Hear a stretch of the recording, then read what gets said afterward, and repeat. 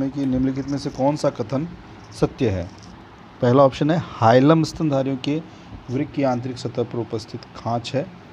बिल्कुल ही हमने अब पढ़ा हुआ है, हम सभी जानते हैं कि ये खांच होती है वृक्क के अंदर, जिसके अंदर से विभिन्न प्रकार की जो नर्व्स हैं, यूरेटर है, ब्लड वेसल्स हैं, वो गुजरती हैं। हाइलम जो शब्द है, इसकी जगह पर पहले पुरानी किताबों में हाइलस शब्द प्रयुक्त कई जगह पर दिया हुआ है, प्रयुक्त होता था, आज भी कई जगह काम में लेते हैं। तो यानी हाइलम और हाइलस दोनों एक दूसरे के प्रायोज्य शब्द हैं, इनमें कन्फ्यूज होने की ज़रूरत नहीं है।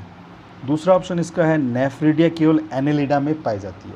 देखिए नेफ्रिडिया हम जानते हैं उत्सर्जी अंग है, लेकिन और ये एनेलिडा संघ का मेजर करेक्टर मान सकते हैं हम कि एनेलिडा संघ में, स्पेशली एनेलिडा संघ में पाया जाता है।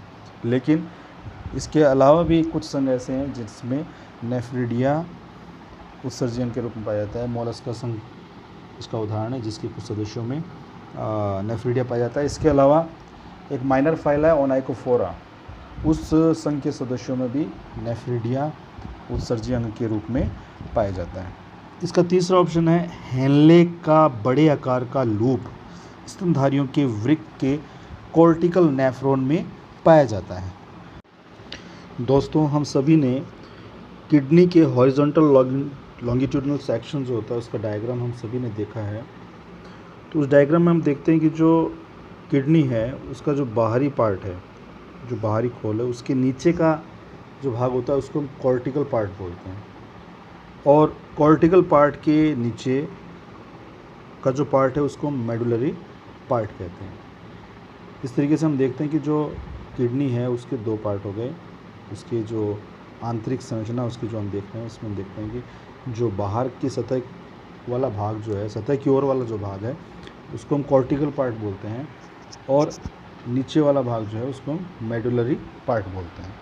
अब स्तनधारियों के अंदर एक विशेषता होती है, स्तनधारी जितने भी हैं उनमें जो हेनले का लूप है उसकी लंबाई की विभिन्नता के कारण नेफ्रॉन दो प्रकार के होते हैं। दो प्रकार के नेफ्रॉन होते हैं। एक तो होते हैं कॉर्टिकल नेफ्रॉन्स, या जिसको हम बोलते हैं वल्कलीय वृक्क नलिकाएँ। करीबन 80%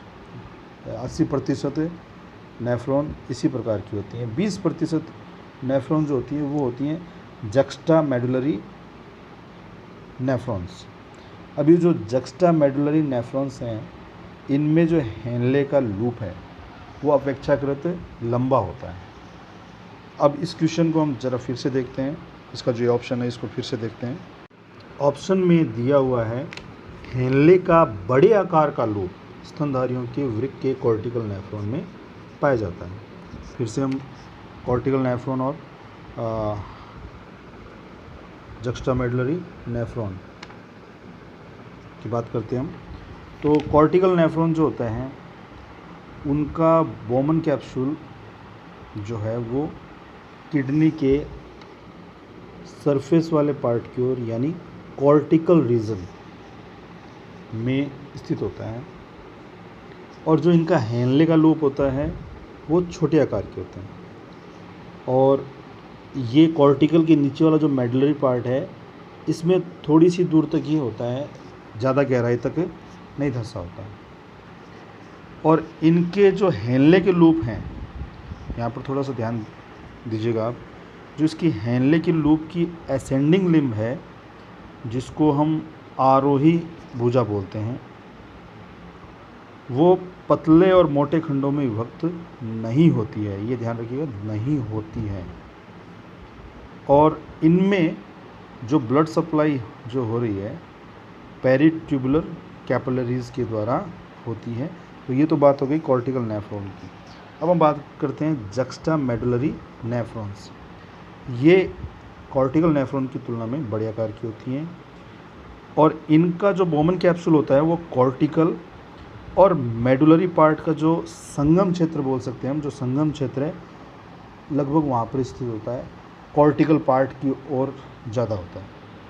और इसका जो हेनले का लूप है ये काफ़ी लंबा होता है, और मेडुलरी पार्ट जो है उसमें जो उसके पिरामिड्स हैं उसमें लगभग पूरी गहराई तक स्थित होते हैं। तो यहाँ पर बड़े आकार के हेनले के लूप किसकी विशेषता है? जक्स्टामेडुलरी नेफ्रॉन्स जो होते हैं वो किसकी विशेषता है? इनकी विशेषता है मैमल्स की। और इस क्वेश्चन में जो सी ऑप्शन है वो इससे संबंधित ही है। और इसकी एक विशेषता और कि जो इसका हेनले का लूप है उसकी जो असेंडिंग लिम्ब जिसको हम आरोही भुजा बोल रहे हैं वो पतली और मोटे दो भागों में या दो खंडों में विभक्त होती है। और इनमें जो ब्लड सप्लाई हो रही है वो वासा रेक्टा के द्वारा होती है। तो जो सी ऑप्शन दिया हुआ है कि large loop of Henle is present in cortical nephrons of mammalian kidney, तो ये जो ऑप्शन है ये इसमें गलत ऑप्शन है, ये इसमें सही ऑप्शन नहीं है, राइट ऑप्शन नहीं है, इसलिए इसको हम गलत मानेंगे। क्योंकि बड़े आकार के हेनले के लूप जो हैं वो स्तनधारियों के वृक्क के कॉर्टिकल नेफ्रॉन में नहीं पाए जाकर जक्स्टामेडुलरी नेफ्रॉन में पाए जाते हैं।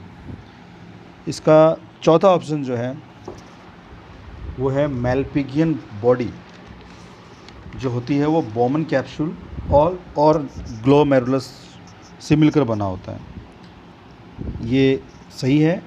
जो बोमन कैप्सूल जो होती है उसी में जो रुधिर केशिकाओं या ब्लड कैपिलरीज का घना गुच्छा होता है उसको ग्लोमेरुलस कहते हैं। तो ये ग्लोमेरुलस और बोमन कैप्सूल इन दोनों को मिला करके हम इसको मैलपिगियन कॉर्पस्कल या मैलपिगियन बॉडी के नाम से इसको जानते हैं। तो इस प्रकार हम देखते हैं कि यहाँ पर जो चार ऑप्शन दिए गए हैं उनमें से ऑप्शन ए और डी ही सत्य हैं, ऑप्शन बी और सी सत्य नहीं है। इसलिए इस आधार पर इसका जो फोर्थ आंसर है वो सही माना गया है। Groups of arthropods have two pair of legs in every segment of their trunk and have cylindrical body। कि ऑर्थोपोडा का ऐसा कौन सा मेंबर है जिसकी बॉडी के अंदर हर सेगमेंट के अंदर दो पेयर जॉइंटेड लेग्स के प्रेजेंट हों। तो ऑर्थोपोडा के जो मेंबर्स हैं उसकी ख़ास बात ये होती है कि उनकी बॉडी के अंदर जॉइंटेड अपेंडेजेस पाए जाते हैं। तो जो एग्जांपल दे रखे हैं इन चारों के अंदर जॉइंटेड अपेंडेजेस प्रेजेंट होंगे। हमें ये देखना है कि ईच सेगमेंट के अंदर टू पेयर्स ऑफ लेग्स किस में प्रेजेंट होंगे। तो सबसे पहले हम देखते हैं इसके अंदर फर्स्ट ऑप्शन है सेंटीपीड या शतपादी। तो ये जो सेंटीपीड होता है इसके अंदर हर सेगमेंट के अंदर एक पेयर ही लेग्स प्रेजेंट होता है। ठीक है, तो ये वाला ऑप्शन हमारा गलत हो जाएगा। सेकंड हम देखते हैं मिलीपीड या इसको हिंदी में सहस्त्रपादी भी बोलते हैं। तो मिलीपीड के अंदर क्या होता है, हर सेगमेंट के अंदर दो पेयर लेग प्रेजेंट होते हैं। सेंटीपीड और मिलीपीड दोनों ऑर्थोपोडा की डिप्लोपोडा क्लास से बिलोंग करते हैं और इन दोनों के अंदर ही जो लेग्स का नंबर है वो बहुत ज़्यादा होता है। डिफरेंस क्या है कि सेंटीपीड के अंदर हर सेगमेंट में सिर्फ एक पेयर लेग प्रेजेंट होता है, जबकि मिलीपीड में हर सेगमेंट में दो पेयर लेग प्रेजेंट होते हैं। थर्ड आता है प्रॉन। तो प्रॉन जो है वो क्रस्टेशिया का मेंबर है और इसके अंदर 5 पेयर लेग्स प्रेजेंट होते हैं। तो ये ऑप्शन हमारा गलत ही है। और जो फोर्थ है स्पाइडर, ये बिलोंग करता है एरेक्निडा क्लास से और इसके अंदर टोटल 4 पेयर्स अपेंडेजेस के प्रेजेंट होते हैं। तो ये ऑप्शन भी हमारा गलत हो जाएगा। तो क्वेश्चन नंबर 42 में हमारा जो करेक्ट आंसर है वो है ऑप्शन नंबर 2। देन हम डिस्कस करते हैं नंबर 48। तो इस क्वेश्चन में ये बोल रहा है कि the monosaccharides that comprise the major portion of honey are. तो इसमें हनी का हमें पता होना चाहिए कि हनी के अंदर क्या क्या होता है।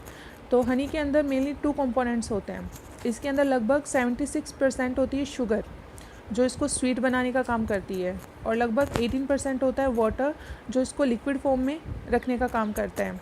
अब ये जो 76% शुगर हैं इनमें से सबसे ज़्यादा पोर्शन होता है फ्रक्टोज का, लगभग 38 से 39% इसमें फ्रक्टोज प्रेजेंट होती है। फ्रक्टोज के बाद में इसमें प्रेजेंट होती है ग्लूकोज, लगभग 31% ये प्रेजेंट होती हैं। उसके बाद में हमें पूछा तो ये गया है वैसे कि मेजर कंपोनेंट कौन सा है। तो इसका जो करेक्ट ऑप्शन है वो हो जाएगा option number 2 fructose and glucose. Fructose होता है लगभग 38 to 39% और ग्लूकोज होता है लगभग 31% और ये दोनों इसके मेजर कंपोनेंट बनाने का काम करते हैं।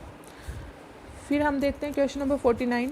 क्वेश्चन नंबर 49 में ये बोल रहा है कि नॉइज़ पोल्यूशन जो रेगुलेशन एंड कंट्रोल एक्ट है वॉज इम्प्लीमेंटेड इन, तो ये जो नॉइज़ पोल्यूशन एक्ट है ये 2000 के अंदर इम्प्लीमेंट किया गया था under the provision of environmental protection act 1983 के 1986 के। एनवायरनमेंट को टोटल 4 एरियाज़ में डिवाइड किया गया है और उन एरियाज़ के अंदर जो साउंड का अमाउंट है उसको फिक्स किया गया है कि इस अमाउंट से ज़्यादा साउंड वहाँ पे नहीं होनी चाहिए। और साउंड का जो मेज़रमेंट है वो अपन करते हैं डेसिबल के अंदर। तो जो 4 एरियाज़ हैं उनमें सबसे फर्स्ट आता है इंडस्ट्रियल एरिया। इसके अंदर जो साउंड की लिमिट रखी गई है वो है 70 to 75। ये जो लोअर लिमिट है ये डिनोट कर रही है नाइट टाइम के अंदर साउंड कितना हो सकता है उसको, और जो अपर लिमिट है वो है डे के लिए। तो इंडस्ट्रियल एरिया के अंदर ये हो सकती है 70 to 75। फिर अगर सेकंड की बात करें तो वो होता है कमर्शियल एरिया। इसके अंदर जो लिमिट रखी गई है वो है 55 to 65। देन रेजिडेंशियल एरिया, इसके अंदर लिमिट रखी गई है 45 to 55। और लास्ट 4th जोन रखा गया है साइलेंस जोन। साइलेंस जोन के अंदर स्कूल, हॉस्पिटल्स, पार्क, मॉस्क्यूज़ इन सबको इंक्लूड किया गया है और इसके अंदर लिमिट रखी गई है 40 to 50 डेसिबल। जो 40 डेसिबल है वो रात को हो सकती है और दिन में इसमें मैक्सिमम 50 डेसिबल तक की नॉइज़ वहाँ पे रह सकती है। अगर इससे ज़्यादा वहाँ पे साउंड अगर प्रोडक्शन हो रहा है तो वो नॉइज़ पॉल्यूशन के अंडर में आता है। तो ये नॉइज़ पोल्यूशन एक्ट 2000 जो कि एनवायरनमेंट प्रोटेक्शन एक्ट 1986 के अंडर में इम्प्लीमेंट करवाया गया था। फिर हम देखते हैं क्वेश्चन नंबर 51। क्वेश्चन नंबर 51 में ये बोल रहा है कि a gas was released in an Indian city Bhopal in the environment causing great health hazard on a large scale, name of this gas is. तो हमें पता है कि जो भोपाल के अंदर ये हुआ था जो बहुत बड़ी गैस ट्रेजेडी हुई थी, ये हुई थी दिसंबर 1984 के अंदर। वहाँ पे क्या हुआ था कि एक गैस रिलीज़ हुई थी मिथाइल आइसोसाइनेट, ठीक है। इस गैस के रिलीज़ होने की वजह से वहाँ पे बहुत ज़्यादा डेथ कॉजेज़ हुई थी। तो ये जो मिथाइल आइसोसाइनेट है ये करती क्या है, आइस के अंदर इरिटेशन कॉज कर सकती है। हमारी जो रेस्पायरेटरी ट्रैक्ट है उसके अंदर जो पल्मोनरीज़ हैं, एल्वियोलाइज हैं, उनकी वॉल्स हैं, लंग्स हैं, उनको ये डैमेज कर सकती है। और इसके अलावा ये स्किन के ऊपर भी इफ़ेक्ट शो करती है। तो जो भोपाल के अंदर गैस ट्रेजेडी हुई थी वो हुई थी मिथाइल आइसोसाइनेट की वजह से। इसके अलावा इसके अपन ऑप्शन देखें तो फर्स्ट है मीथेन, ये ऑप्शन गलत है। सेकंड है लाफिंग गैस होती है नाइट्रस ऑक्साइड N2O, ये भी ऑप्शन गलत है। थर्ड है मिथाइल आइसोसाइनेट। तो हमारा क्वेश्चन नंबर 51 के लिए जो करेक्ट ऑप्शन होगा वो होगा ऑप्शन नंबर 3। और जो 4th है वो है मस्टर्ड गैस, ये भी ऑप्शन हमारा इनकरेक्ट है। सो होप आपको समझ में आया होगा। Thank you.